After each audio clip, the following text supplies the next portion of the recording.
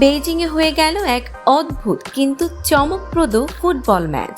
খেলোয়াড়রা কেউ মানুষ নন, সবাই রোবট। হ্যাঁ, ঠিকই শুনেছেন, 3জন করে রোবট নিয়ে 2 দল ফুটবল খেলেছে। আর তা পুরোপুরি চালিত হয়েছে কৃত্রিম বুদ্ধিমত্তা বা এআই দিয়ে। এই ফুটবল খেলা ছিল একেবারে ছোটদের প্র্যাকটিস ম্যাচের মতো। রোবটগুলো ধীরে হেঁটে বলের পেছনে ছুটছে, মাঝে মাঝে একে অপরের সঙ্গে ধাক্কা খেয়ে পড়েও যাচ্ছে। গোল খালি থাকলেও অনেকে বল মারতে ভুলে যাচ্ছে, কেউ কেউ আবার পড়ে গিয়ে নিজে থেকে উঠতেও পারছে না। তাদেরকে মানুষ এসে স্ট্রেচারে তুলে নিচ্ছে।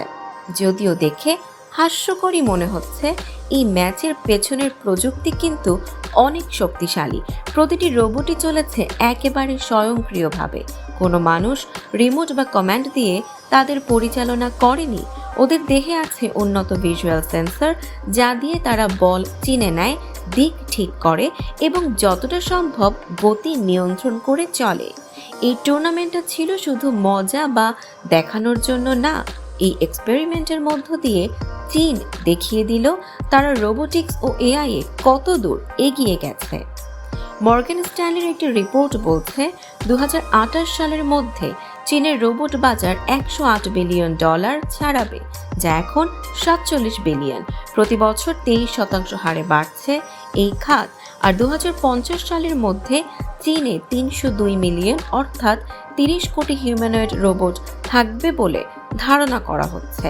এর তুলনায় যুক্তরাষ্ট্রে সে সময় থাকবে মাত্র 77 মিলিয়ন রোবট। ভবিষ্যতে এসব রোবট কাজ করবে ফ্যাক্টরিতে, অফিসে বা ঘরের কাজে। সোজা ভাষায় মানুষের সাধারণ কাজগুলো করবে রোবটরাই। আজ রোবটদের খেলা দেখে যতই হাসির মনে হোক, আগামী দিনের বাস্তবতা কিন্তু অনেকটাই এর উপরই দাঁড়িয়ে। এই রোবটরাই একদিন আমাদের অফিসের সহকর্মী হতে পারে।